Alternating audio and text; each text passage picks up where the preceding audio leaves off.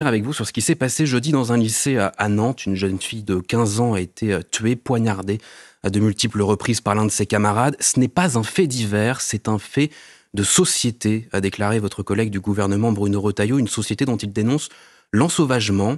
Le lendemain, vendredi, à Alès, un fidèle de la mosquée de la Grande Combe était assassiné là aussi à coups de couteau.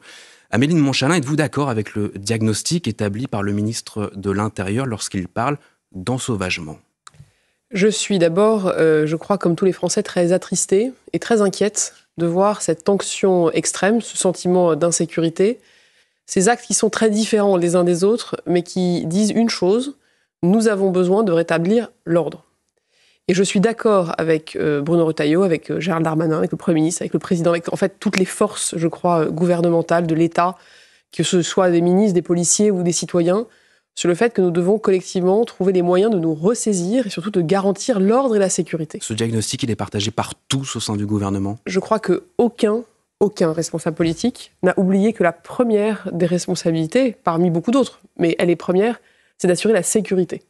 Et assurer la sécurité, ça passe évidemment par la force de la loi, ça passe par la force des forces de l'ordre et leur capacité à agir, ça passe aussi par, comme le disent un certain nombre d'acteurs, par la société dans son ensemble. Il y a un fait de société, c'est cette présence de couteaux partout dans les établissements scolaires. Vous avez entendu Elisabeth Borne, vous avez entendu le Premier ministre. Comment pratiquement nous éradiquons ces armes blanches des lieux où sont nos enfants et où sont notre jeunesse.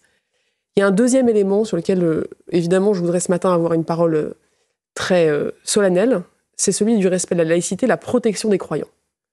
Cet homme assassiné dans une mosquée, tout comme certains juifs qui sont molestés, agressés dans des synagogues, tout comme des catholiques qui sont parfois pris à partie dans des églises.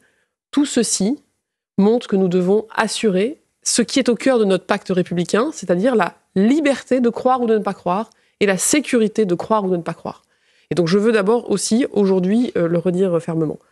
Il se trouve que moi j'ai un rôle qui est un peu méconnu parfois des Français, qui est celui de traquer l'argent des trafiquants, l'argent de ceux qui gangrènent nos cités, l'argent de ceux qui, en fait, prospèrent sur ce qui ensuite, ou déjà au départ, est de la violence extrême. Je pourrais revenir, on travaille on va en parler, Amélie, sur ces sujets aussi, parce que c'est aussi une autre forme de violence, mais qui, encore vous le voyez dans votre journal à l'instant, c'est des morts. Et aujourd'hui, il y a plus de morts dans notre pays par les règlements de compte du narcotrafic que par le terrorisme.